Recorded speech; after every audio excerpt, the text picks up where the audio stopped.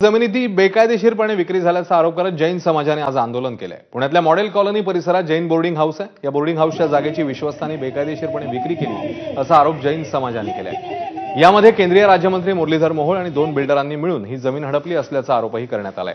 जैन समाजाने आज पुणे जिल्हाधिकारी कार्यालयावर मोर्चा काढला। यामध्ये माजी खासदार राजू शेट्टी देखील सहभागी झाले होते। पुण्यातल्या जैन बोर्डिंग इथून या मोर्चाला सुरुवात झाली। पुढे संचेती हॉस्पिटल, जुना बाजार या मार्गाने जिल्हाधिकारी कार्यालयापर्यंत हा मोर्चा काढण्यात आला। राजू शेट्टींनीही त्यांच्या भाषणाच्या वेळी मुरलीधर मोहोळ यांच्यावर गंभीर आरोप केले। शेतकऱ्याच्या घशामध्ये ही जागा घालू नका, एवढंच आमचं म्हणणं आहे। गोखले डेव्हलपर मध्ये या पुण्याचे खासदार मुरलीधर मोहोळ यांची भागीदारी आहे, हे त्यांनीच निवडणुकीच्या विवरणपत्रामध्ये दिलेलं आहे। आता जरी ते म्हणत असतील मी त्यात नाही मला माहित आहे, परंतु तुम्हीच आहात, तुमचे नातेवाईक आहेत। केवळ त्या व्यवसायामध्ये भागीदारी असल्यामुळे मंत्री होता येत नाही, म्हणून तांत्रिक दृष्ट्या बाजूला झालाय हेही मला माहिती आहे।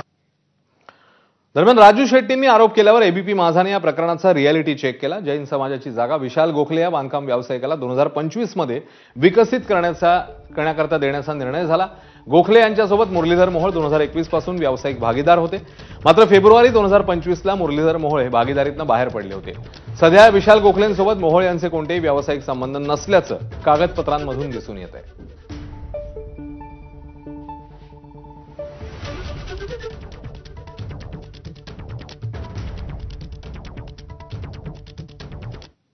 आता बातमी नाशिकमधून आहे। नाशिकमधील गोदावरीच्या काठावरील वस्त्रांतर गृह पाडण्याचं काम सुरू करण्यात आलंय।